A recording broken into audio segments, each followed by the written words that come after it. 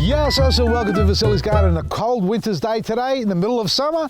Just what the doctor ordered, folks. Dogs have just pulled out a tree. Bugger you. Look at this. This is what we do with dead trees here. Hey, Vader. Vader, what are you doing? Hey, busted. Busted, all right. Well, that was obviously dead. Oh, gnarling at it. Oh, saliva face. Oh, leave him alone. Well, we're out in the orchard if you haven't realised, and I thought I'd quickly come out here. Bad move because it's freezing. To see how these trees are wearing, or faring, I should say, with this weather. Now, we've got a lot of fruit on them. Have a look at this. These are apples here. We've got a heap of apples, but we've got a lot of marks on the leaves, and a lot of people have been emailing saying what's going on with the trees. Well, it's obviously because of the weather. We've got so much rain coming through and wind, and then hot weather, then cold, so it's so unstable. We're getting all these marks on the leaves. It's similar to what happens to our tomatoes. As I've been mentioning about tomatoes with Septoria leaf spot, well, these are copping it too now. Apple scab. And it starts on the leaves. You get these little round spots on the leaves, and it goes onto the underside and eventually hits the fruit as well if the weather doesn't behave itself. And you can see the clouds are just rolling in. But you know, you can spray it, and it has to be done straight after the harvest, and you've got to do that almost every 4 weeks just to sort of suppress the spores, and then a good feed underneath to knock out any leaf matter that falls on the ground. Otherwise, you need to gather all those leaves up so the spores don't hibernate in the soil over winter and affect the trees from the following season. Wow, here we go again. All right, come along. Look at that, it's dead. No, not that, there. He's gonna be, no, he's not dead. Gone. I haven't been out here for a couple of weeks, to be honest with you. It's just been rocking around, the roots are unstable. That's an apricot. I'm going to walk backwards because the audio is just going to blow out otherwise. This is an apricot, and you can see the leaves are really struggling. It's starting to get freckle on it. That's another problem. Similar to what you get on the apples, these are starting to get a few little spots on them. Can't do anything. Just going to have to wear it through and spray it when you get an opportunity to stop it from getting any worse. Just behind me here, folks, is a peach. We actually got peaches on it. They're tiny. They are tiny, and the tree has copped a beating as well. You can see it's defoliated on the other side. And we've got the one donut peach. If you haven't grown it, I can't believe this. This tree was beautiful last year. Not this year. There you go, one donut peach. We're going to fight for that in the family. But let's admire some of the apples, because these are really loaded for small trees.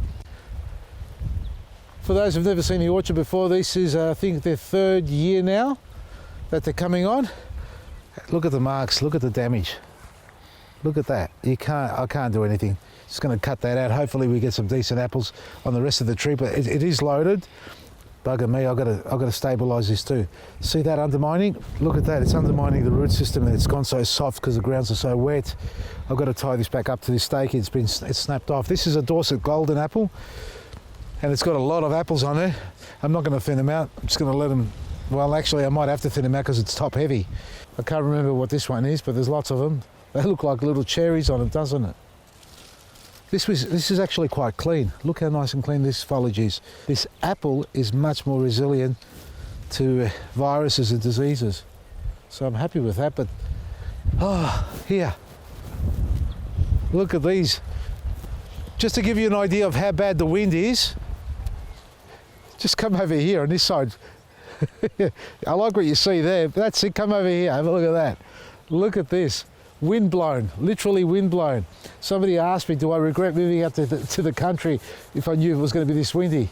Nah, I'm up for the challenge. I'm up for the fight, but lots of apples again.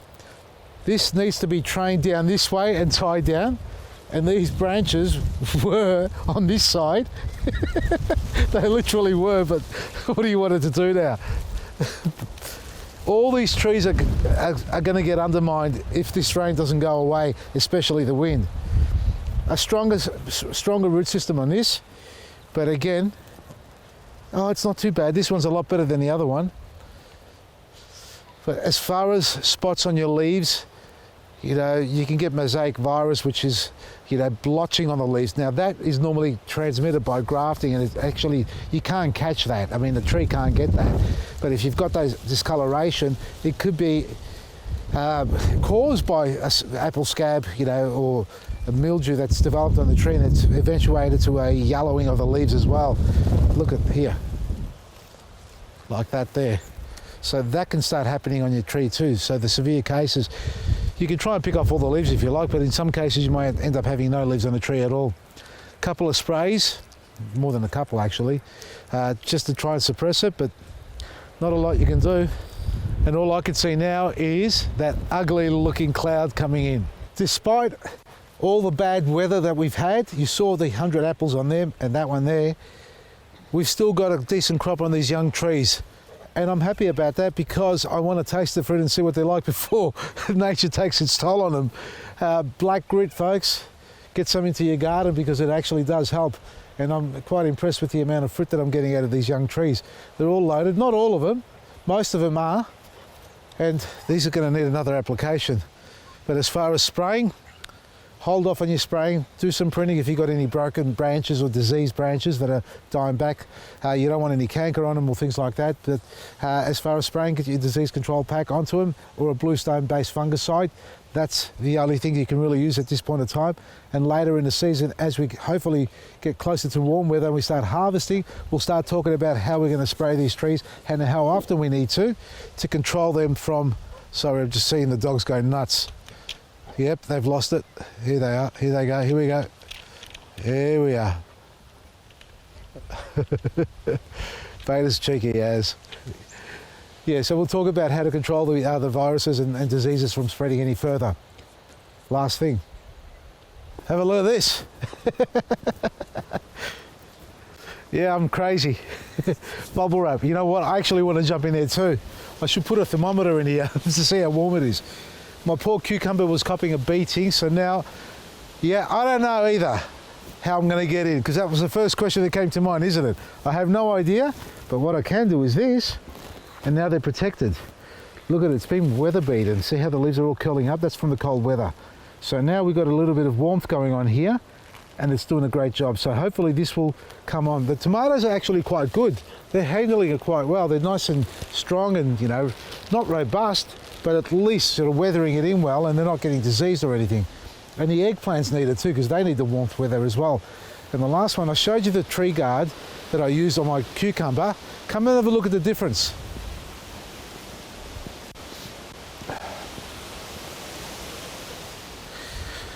This one's just got the bucket, and actually it's not as windy in this spot.